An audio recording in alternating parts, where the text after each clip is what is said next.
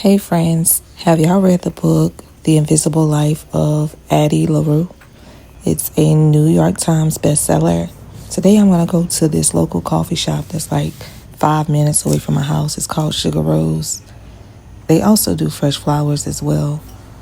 This building was for sale for about a year, and I wasn't telling everybody. I told Blake I wanted to buy it and make it a tea shop / bookstore.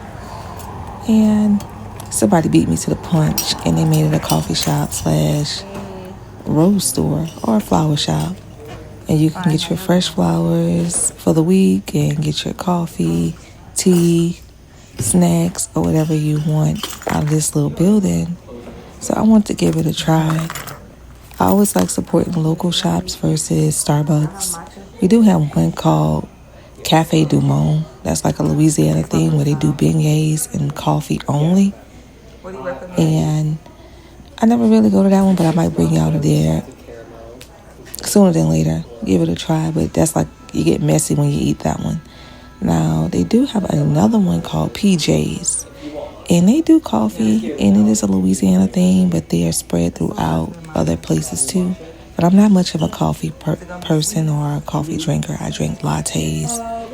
And here I got me a matcha, like a green tea matcha, a lavender with a banana nut bread muffin.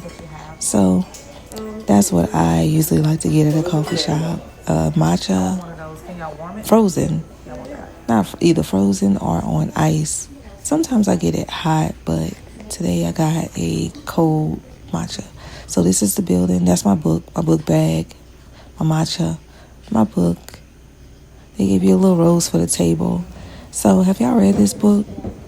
This book is set in France, I guess. So this is a story about, in the vein of the New York time, I guess like time traveler's wife, the life after life. The Invisible Life of Addie LaRue is a New York Times bestseller. And this book basically, a life no one will remember, a story you will never forget. Look how cute this is. This little flower they tape to each one of the cups. It's my book. And I go to sit in the room, and I'm just like, okay, wandering in here because it was so loud and I couldn't even read in there. And finally I got space, and I was like, okay, it's getting late. I didn't read as much as I wanted to read, but here we are. France, 1714. In a moment of desperation, a young woman makes a bargain to live forever and is cursed to be forgotten by everyone she meets.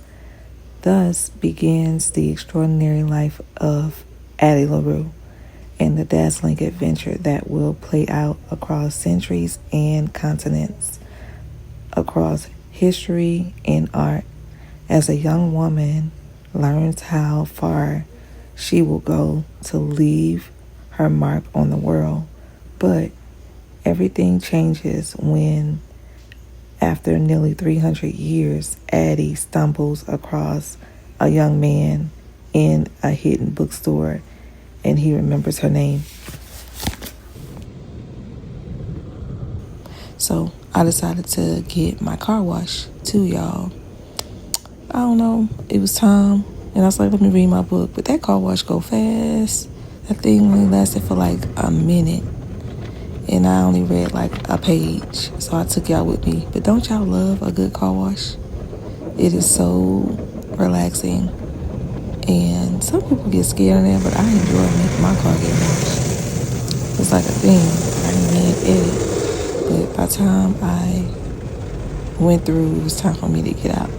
So that is my little adventure today. I did finish this book, and I'll give y'all a review on what I thought about it, like the writing style, the author herself. She is Victoria V.E. Schwab is the #1 New York Times bestseller author of more than 20 books, including The Invisible Life of Addie LaRue, the acclaimed Shades of Magic series and the Villain series, and the Monsters of Verity duology.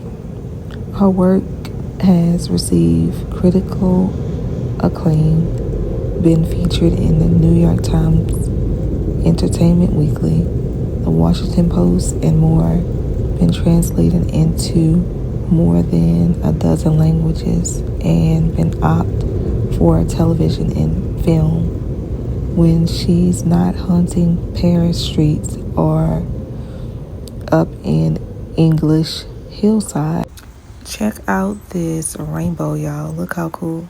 She lives in Scotland and is usually tucked into the corner of a coffee shop, dreaming up monsters.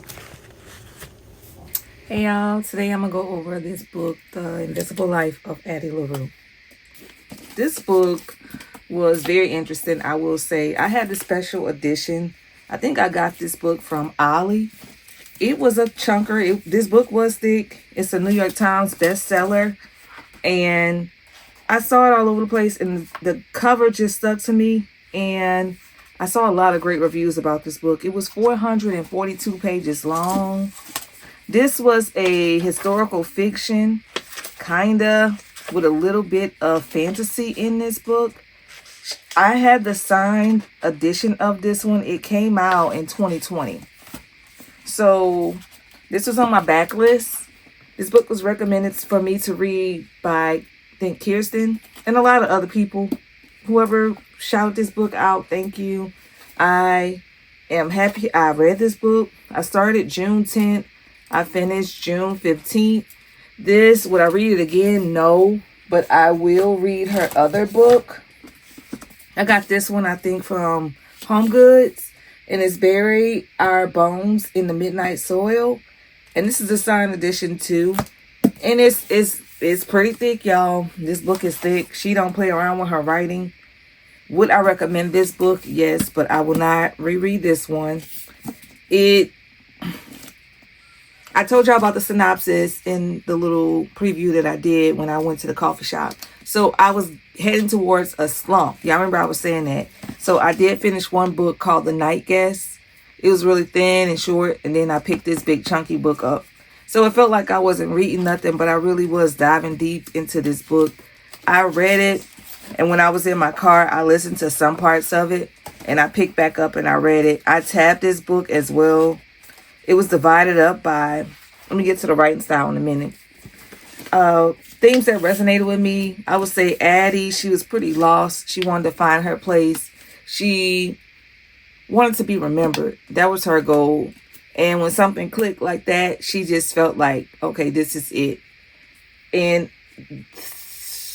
to me, I felt like in the middle, they met this guy, Henry. Henry was a big part in this book, but I feel like Henry, his storyline was just like, I don't know. I wasn't connected to him as much. I'll just say that. And I want to know just the love interest. They just did not connect from anybody in these stores besides a sense of belonging and a sense of feeling accepted and going with the flow with that person. So that was interesting, like how they put these love interests. I don't feel like the love interests click for me personally. But it did have a sense of found family. I did appreciate that, and the sense of feeling belonged to or belonging. I felt pretty mid, but I felt like this book read pretty easily because the chapters were short. My opinion about the writer style, she knows how to write a story. She puts you right where she wants you to be. They were in France at a point. They were in New York, and she knew how to do that. But it did jump a little bit. It jumped around a little bit for me, like a little bit too much. 2014 was a stretch to like, I think it was like 1707, and then they'll go to 2014. So that was a little bit of a task. But the writing style, I'll say probably like a 4 out of 5. Readability, 3 out of 5, because it was a little bit repetitive. Writing style, I say the time jumps it made sense in the book, but it was just, it was easy to read for sure. Relatability, I'll say a 3 out of 5. Personal impact, for me personally, it was cute.